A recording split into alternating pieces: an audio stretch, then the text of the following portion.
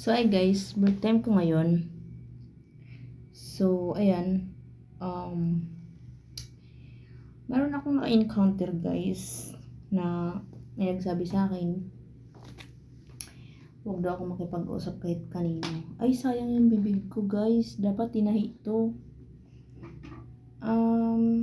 Wala naman po, para sa akin lang magulang ko nga walang nagawa sa nangyari sa buhay ko, kasi hindi na pariwara ang buhay ko guys.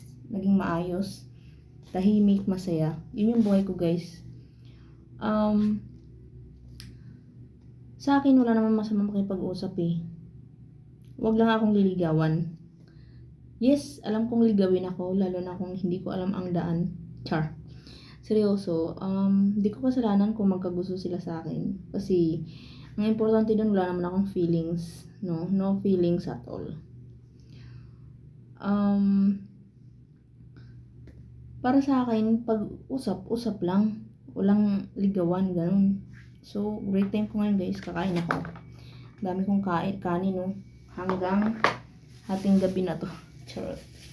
So, yung ulam ko, 2 itlog. This is the 2 egg balls. This is your balls. This is a red meat. But it's very sweet, delicious, like me. So, ayun na nga guys, may naggalit sa akin kasi bakit daw pinapayagan ko yung sarili ko makipag-usap. Ipinanganak tayong famous. Charot. Tsaka, excuse me sayang yung laway ko. Yung laway ko, bayad to. 5 to 10K per month. Diba?